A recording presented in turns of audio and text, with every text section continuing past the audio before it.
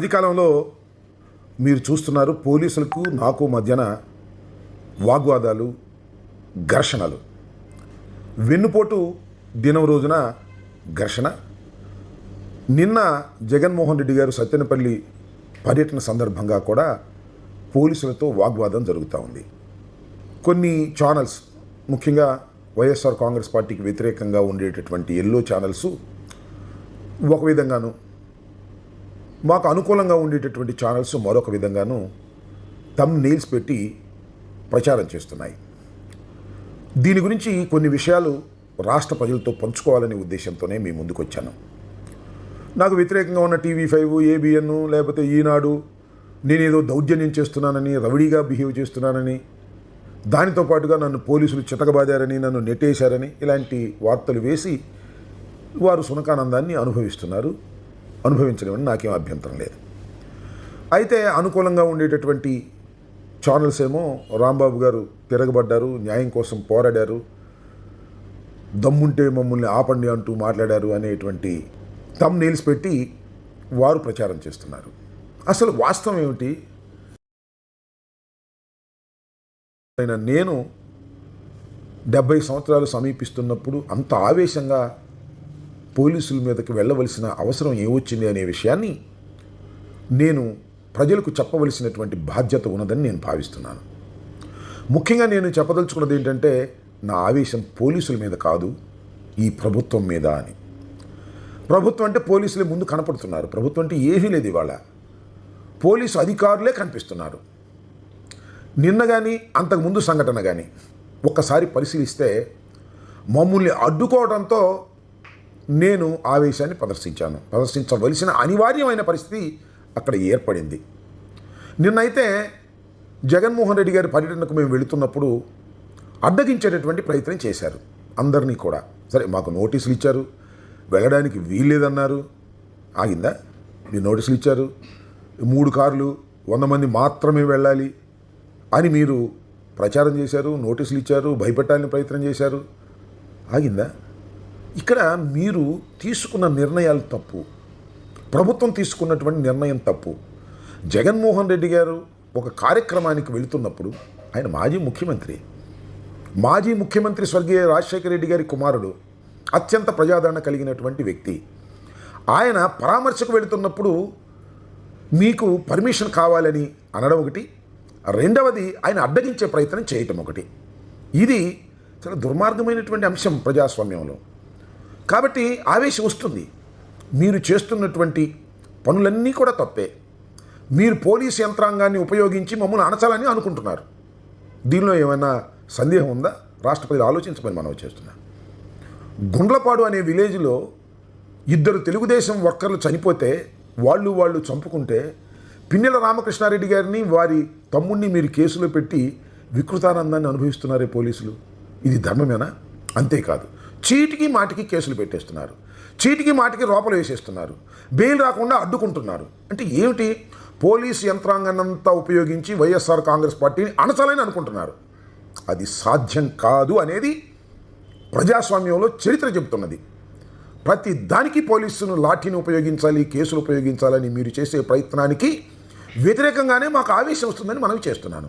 మా ఆవేశానికి అర్థం ఉంది, ఆలోచన కూడా ఉంది అని కూడా ఈ సందర్భంగా నేను చెప్పదలుచుకున్నాను.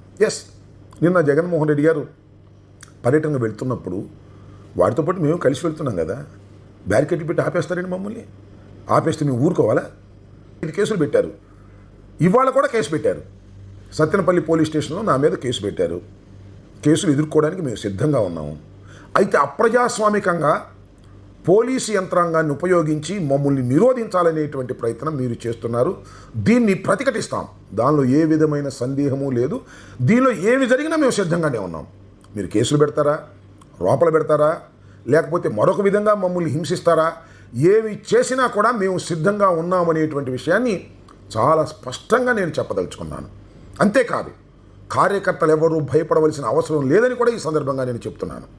పోలీస్ వ్యవస్థలో ఉన్న వాళ్ళందరినీ మీరు మా మీద ఉసిగొల్పాలని ప్రయత్నం చేస్తున్నారు.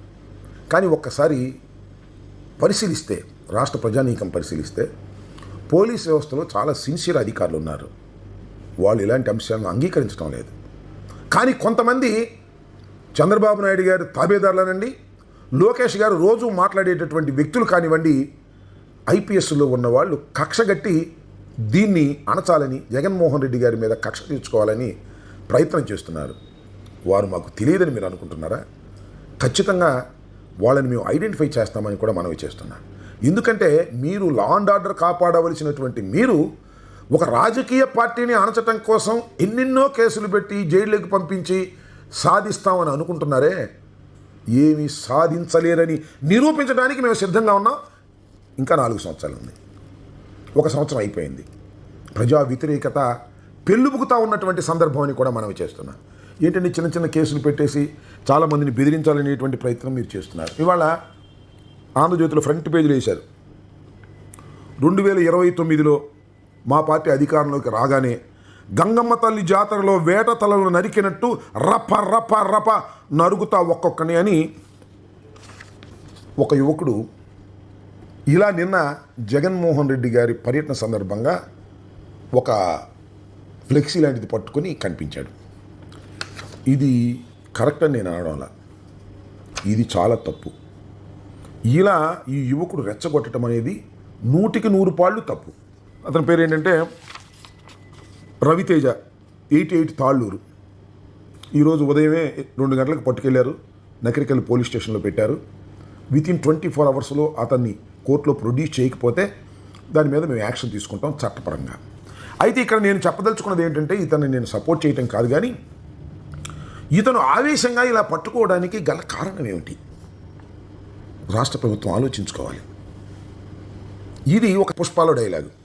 చిన్నోడు బహుశా నేను అనుకోవటం 23-22 సంవత్సరాల వయసు ఉంటుంది, ఆవేశంతో ఇలాంటిది పట్టుకున్నాడు. ఇంత ఆవేశం రావడానికి గల కారణం ఏంటి? ఈ సంవత్సర కాలంలో మీరు చేస్తున్నటువంటి అరాచకాలు కాదా? మీరు చేస్తున్న దౌర్జన్యాలు కాదా? మీరు చేస్తున్నటువంటి అరాచకాలు దౌర్జన్యాలు చూసిన తర్వాత పాపం పిల్లలకి ఇలా కలుగుతుందన్నమాట. ఇది తప్పైనా సరే దీన్ని మీరు ఆలోచించుకోవాల్సిన అవసరం ఉన్నది. 2029లో మేము అధికారంలోకి వచ్చిన తర్వాత మీ సంగతి తేలుస్తాం అనేటువంటి భావన రాష్ట్రంలో ఉన్నటువంటి వైఎస్ఆర్ కాంగ్రెస్ పార్టీ కార్యకర్తలకు అందరికీ కూడా కలుగుతూ ఉంది. దాన్ని చూసే మాకు భయం వేస్తుందని కూడా ఈ సందర్భంగా చెప్తున్నా. ఎందుకంటే 2029 ఎన్నికల్లో జగన్మోహన్ రెడ్డి గారు అధికారంలోకి వచ్చిన తర్వాత ఇలాంటి యువకుల్ని ఆగమన్నా ఆగరేమోననేటువంటి ఒక ఆందోళన. కారణం మీరు చేస్తున్నటువంటి ఈ దారుణమైనటువంటి కార్యక్రమాలు చూసిన తర్వాత వాళ్ళు ఆవేశంతో ఉంటారు, రెచ్చిపోయి ఉంటారు. ఇది కరెక్ట్ కాదు ప్రజాస్వామ్యంలో. అయినా వీళ్ళని కంట్రోల్ చేయగలుగుతామా అనేటువంటి బాధ కలుగుతూ ఉంది. నేను మరొక్కసారి చెప్పదలుచుకున్నది ఏంటంటే, నేనేదో ఆవేశపడుతున్నానని, ప్రచారం కోసం తాపత్రయపడుతున్నానని చాలా యూట్యూబుల్లో నాకు నచ్చని వాళ్ళు పెడుతున్నారు. చాలా సూటిగా చెప్తున్నా, ఇలాంటి దౌర్జన్యాలు, ఇలాంటి అక్రమాలు, పోలీసులు బిహేవ్ చేస్తున్న చట్ట వ్యతిరేకమైన కార్యక్రమాలు చూసిన తర్వాత తెగించి ఉన్నామని కూడా ఈ సందర్భంగా మనవి చేస్తున్నాను.